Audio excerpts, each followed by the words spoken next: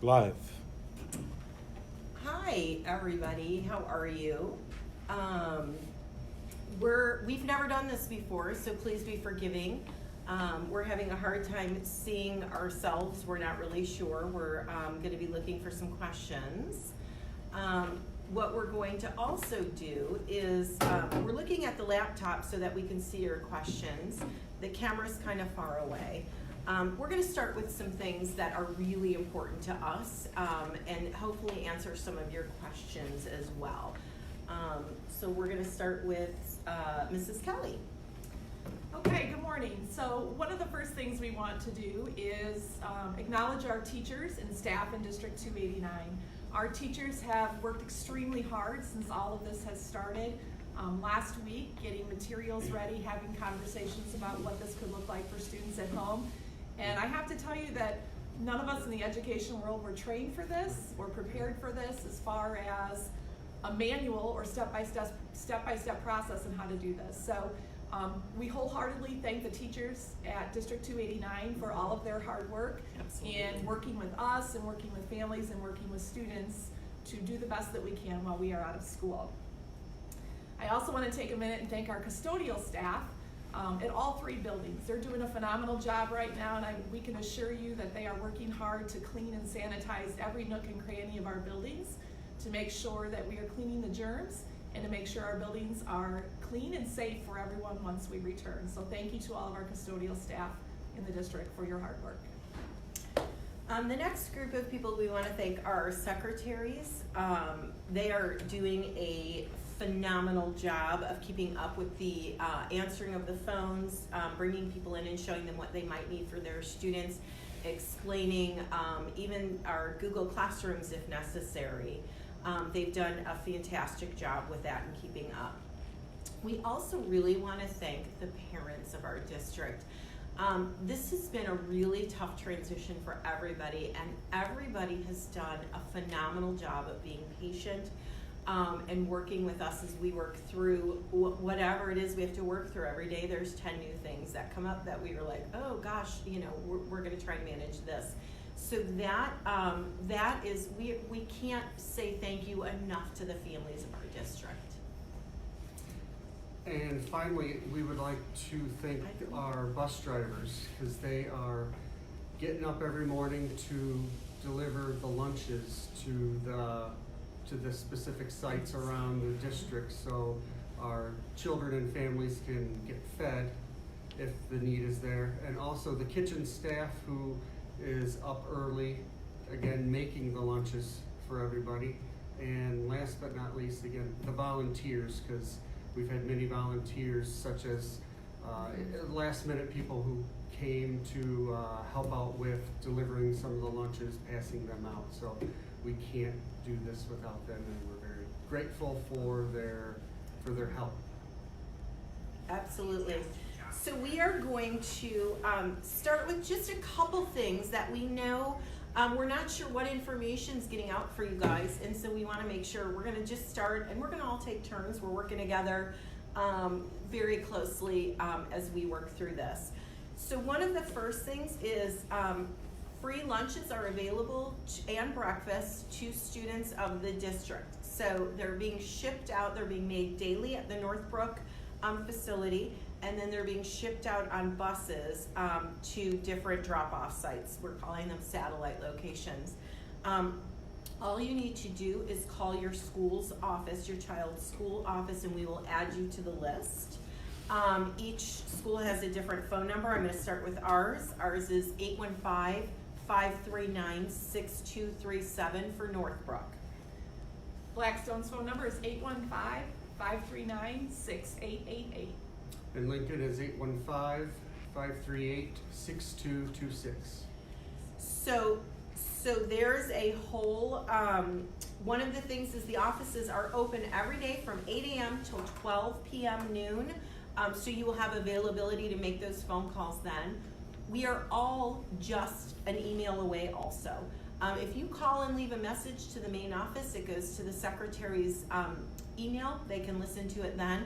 If you leave a message for any of the administrators on the phone, if we aren't able to get to the phone, it goes right to our email, or you can email us directly. We are absolutely fine with that. We're trying to be as available as often as possible to answer questions.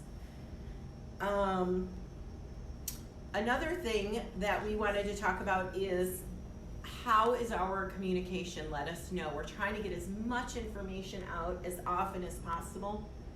We get our information from the Illinois State Board of Education or our local regional office of education.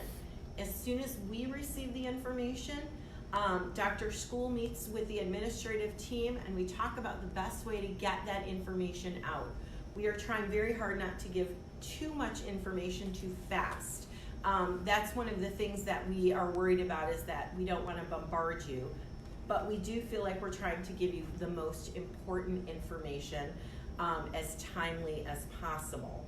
I think it's important to remember too, just as we've told our teachers, that we are giving updated information as soon as we get it. Things are changing very quickly from day to day, and sometimes when we've worked together, it's been hour to hour that things have changed. So, we may give you information one day, and the next day we might have to add something more to it, but based on the conversations and the people that we're talking with, we're getting updated information at all times to keep all of our community, our family, and our teachers up to date on what's going on. Please continue to monitor our Facebook page, our website, emails. We'll be communicating through those methods. Yeah, I think our Facebook page, or our website page and our Facebook page will be truly your best friend during this as we work to update. Mr. Pierce, the assistant principal, has been our technology guru, getting the information out as we talk about it. He's done a fantastic job. And again, you have access to the Illinois State Board of Education and the Regional Office Education websites as well. ISBE.net. They are phenomenal. They have been phenomenal working through this and giving us the best information as quickly as possible. Just in case you don't know our website, it's www.m289.org. That's where you'll find a lot of our district's information. Do we have a question? Yes. Is this going to affect kids going into the next grade? Okay, so there's a whole lot of questions about that, and grading and attendance and things like that. So this will not affect kids going into the next grade. Right now, a lot of things are being forgiven through the state, through the Regional Office of Education, and of course through our district. As far as it affecting promotion to another grade, no. If you are a 4th grader, you're going to be going to 5th grade. If you're an 8th grader, you're going to be going to 9th grade. We know that is a big worry for many families. That's the information we have. So we want you to know that everybody to we're going to have really relaxed rules as of right now until we work our way through this. Lots of thank yous. A lot of questions about the quarter. 3rd quarter was ending. We would be doing that this Friday, ending 3rd quarter. We don't have guidance yet on that, and so we aren't really sure. We've talked about combining 3rd and 4th quarter so that maybe that becomes a quarter. We aren't really sure. And so we just have to wait and see. We have to wait it out till we get to that return date, that possible return date of the 31st, to really make those academic decisions. Yeah.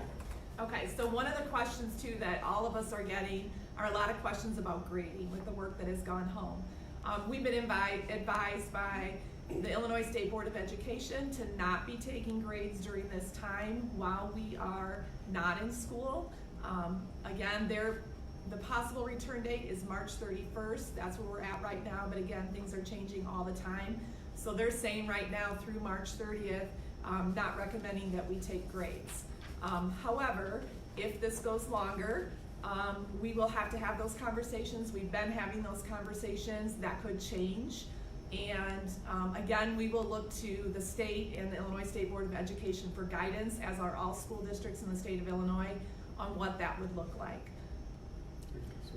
Another question we're getting is, why are we giving work? And well, our kids are home and we don't want them to lose any of the skills that they've learned so far. So that's why we're sending home a lot of just skill building types of activities, something to keep their minds fresh and continuing that education while they're away. And how's that gonna look if we're out longer?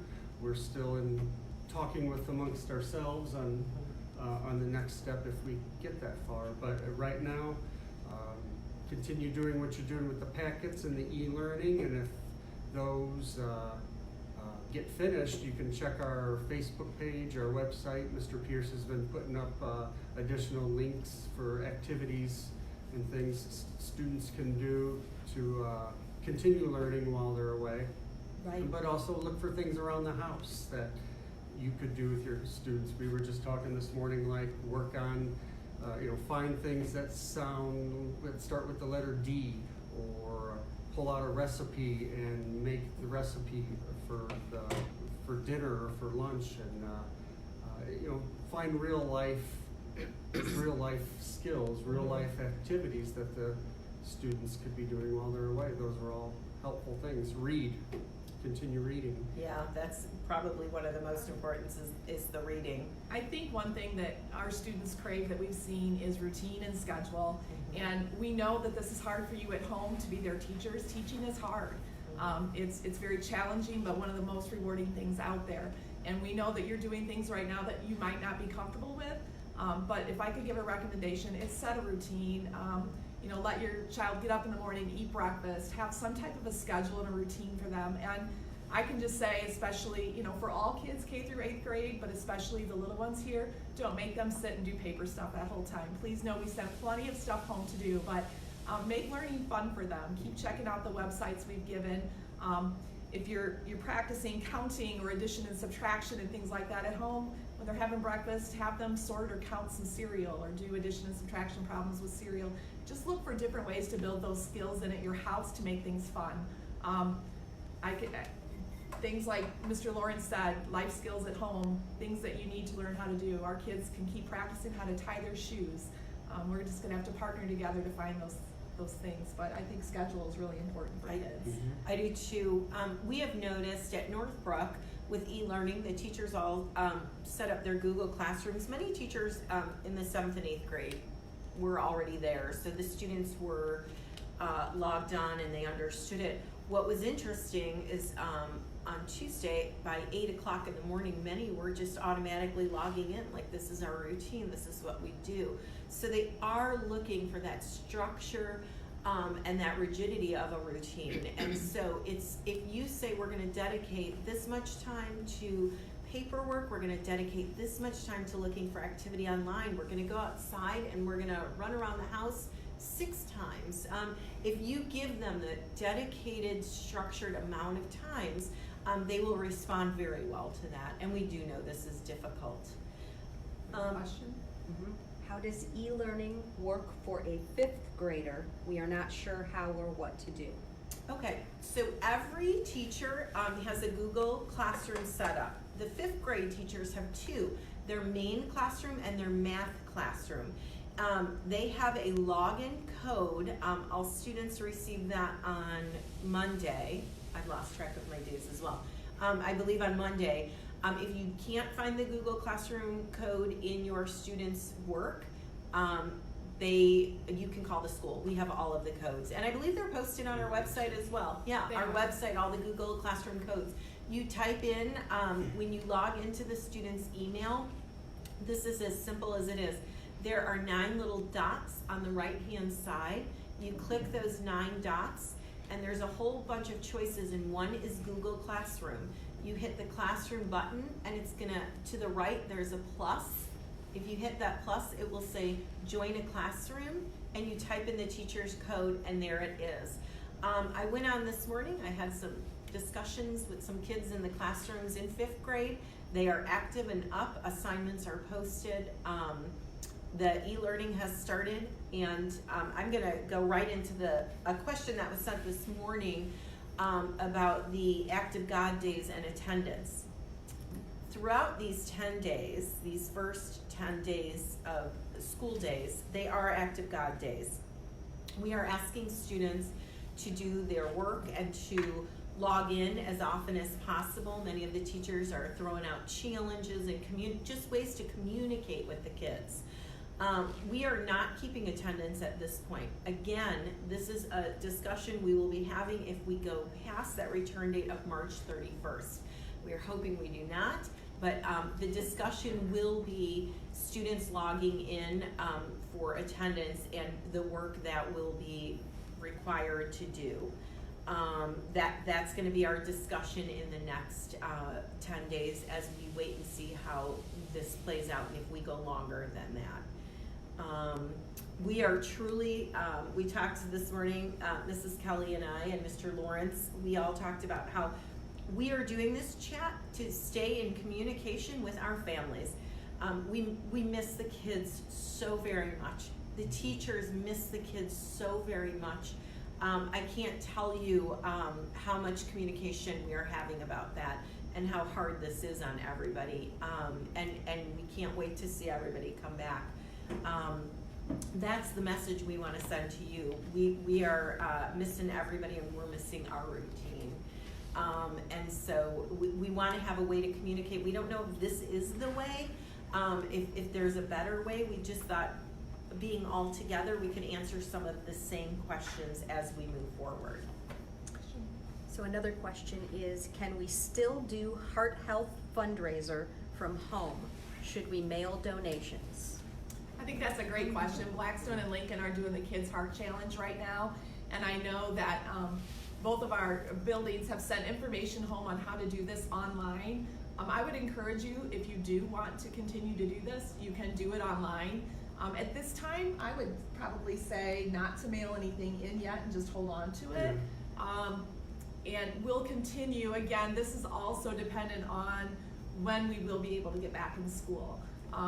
If we are able to come back March 31st, that could look very different with this Kids Heart Challenge than it could if it's longer than that. So, if your family does want to participate, and we've actually had great participation as soon as it started in early March, it's okay to go ahead and do that. It's for a great cause for the American Heart Association. Great question. Yeah, so March 24th, the butter braids for the Washington, D.C. trip are going to be delivered. They are going to go into the freezer and we're going to hang on to them until we get better guidance on how to handle that. So they're ready and they're going to be on their way and they're going to be in our freezer.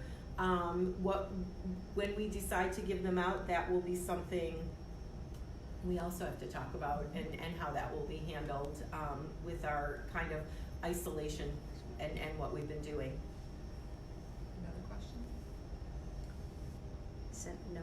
Send in your questions. Okay, so yeah, if you want to send in some questions right now, we're going to wait out a couple of minutes and see who's out there and if you have any questions.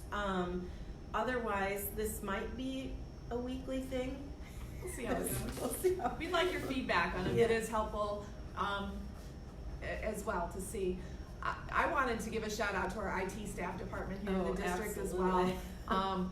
I'm thinking of all the things people have done just while we're sitting here having these conversations, and they have really worked hard with our teachers and with the admin team to get things up and going very quickly. They're very busy, but they've been very helpful with the Google Classroom, very helpful in getting things up on our website as well.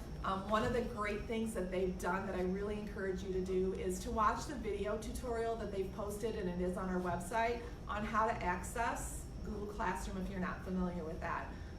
It's maybe like a 4-minute video, very short but very good, thorough explanation on if you're one of those people out there that have never used it, you're not sure how to use it, and it's okay if you haven't. We have teachers that haven't used it either, so we're all learning together. Absolutely. We said one of the greatest learning curves that's going to come out of this whole thing is the teachers are going to be learning the most. They have wonderful questions, and we're working through everything with them as they are trying to grab onto this experience and doing a phenomenal job.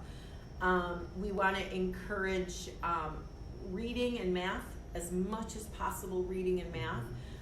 Even if you're listening to a book at night with your kids, that's fantastic. It doesn't mean they have to be reading independently. An 8th grader can listen to a book just as well. We want to continue talking about washing hands, social distancing, which we're not doing very well right now, but we figure we've been locked in the boardroom for about 4 straight days together as we plan and get through this, so we're okay. Those are things that we still want to encourage. Stay out of groups too. Yeah, try to keep those groups super small. Should we have our Lincoln School kids keep in contact with their teacher on Google Classroom? I think that would be a good idea, yes, because I know the teachers want to interact with their students during this time, and I know some of the students want to interact with their children as well, and I see it because being attached to the teachers' classroom sites, I get to see all the interactions that's been going on for the last few days, and it's been wonderful. So yeah, I would recommend to keep in contact with your teacher through Classroom or just regular email if you, for some reason, can't figure out Classroom for whatever reason. And then the teacher will respond appropriately. So I have 2 suggestions. One is from one of our teachers. There are a lot of great example schedules for ways kids can spend their days. Just Google it. Oh, that's great. If you didn't hear that, Google schedules for kids. A teacher just sent in that there's actually a lot of great online examples for how to schedule your child's day. And then one parent noted that they do want to have a weekly video, that they think that would be a great way to check in and answer questions as they arise. Perfect. We will do that. We'll do our best. This is out of our comfort Totally. zone as well. I'd rather talk to 200 people in person. Yeah, this is out of our comfort zone, so we're doing our best to do what we can to communicate the same message at the same time to everyone. I think one thing too is parents, you're probably, if you're on Facebook or getting emails or on our website, we are giving you tons of ideas, and there's tons of things out there on Facebook of websites, and a lot of educational companies are coming out with things now to help support parents at home, and that's fabulous, but I do caution you that don't feel like you have to do it all. Right. It can be overwhelming, so pick and choose what works best for you and your child, but again, I'm getting overwhelmed being on Facebook at night, looking at all the resources out there and trying to pick and choose what I think might be most beneficial to share for our families and our students in our district. So it's kind of overwhelming. It's nice to have all that support out there from companies and things, but don't feel you have to do it all. Add on to that, a lot of things are now becoming free, which were once paid for, but now they're free during this time. So you don't feel like you have to pay for anything or pay for something that you think Right. it's better because you're paying for. Right. There's a lot of good free stuff out there. And One of the things administratively we talked about is that we want to be very careful when we put things out. It's why we created the 8 a.m. the sheet that comes out, and it's linked. Each building has a link, and then there's one activity for everybody if you so choose to do this challenge or activity. It's to help keep the kids busy, and it's educational, everything that we're putting out. But we don't want 3 buildings. If you have a child in each building, it does become very overwhelming. So we're trying to be very careful and selective with what we put out so that we know that it's a very good website, a very good activity, and useful. So we are being careful with that. If you have a specific thing you want to know about, my student needs to work on this specific skill, please email us and we can help hook you up with something that will direct you toward that specifically. Is May 27th still the last day of school? Currently, yes, that is still the last day of school. We are, that's what we have on our calendar. Just like we have March 31st, everybody's coming back. My kids are asking if they still need to do their packet homework next week during the spring break. Go ahead. I'll address that one. I think that just like we encourage students when they're on summer break, is to do a little bit of work each day. It's very important for students to keep up on their skills. It doesn't mean you're doing school all day long, even though that is your spring break. It doesn't mean you can't read or practice math skills and things like that. And again, I think if you're, I think we're all kind of limited on the fun things we can go out and do right now. So make things fun at home, but it's not required, but it's highly encouraged to continue to keep up your students' skills during spring break as well. It's only going to benefit them when they do come back to school to keep up on what we're learning.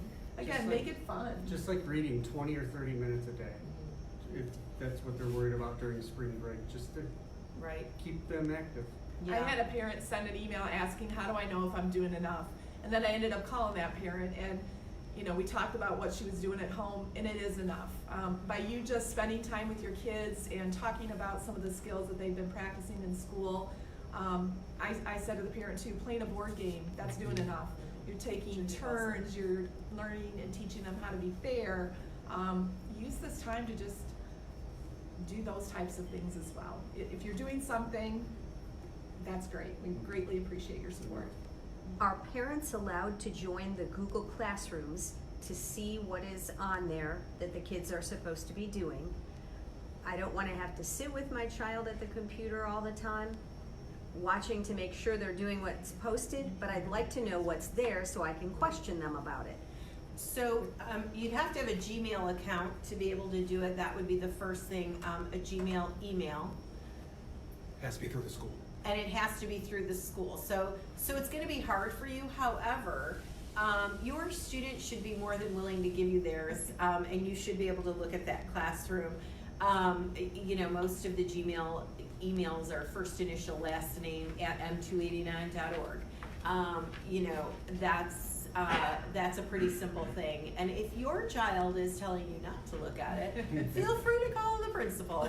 We'll help you. We'll guide you through that. But there's nothing. I will say that the teachers, when you look through, they're giving really good activity-based things, and it's a real experience versus go count to 15 or whatever.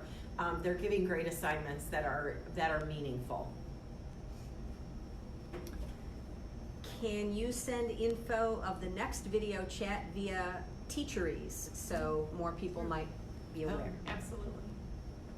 And Sure, somebody will show us how to do that. And another teacher logged in and said that the students are doing a great job logging in and responding. Thank you, students and parents. Yes, Yay. thank you. I can see all the Google Classrooms at Blackstone, and I have really enjoyed seeing some of the messages back and forth between the teachers and the students, whether it's hi, I miss you, or showing an example of something that they've done at home, or talking about how they're trying to continue their education at home as well. So that's been wonderful to see. We did put those, Mr. Pierce is adding a challenge at the end of each of the links. So like today is to make a 3-recipe cookie.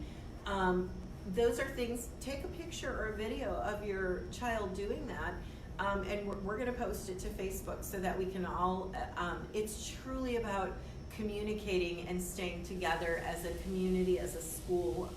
That's what all of this is about. Even though we can't be in the same building at the same time, we're keeping our community close by doing this and sharing these experiences.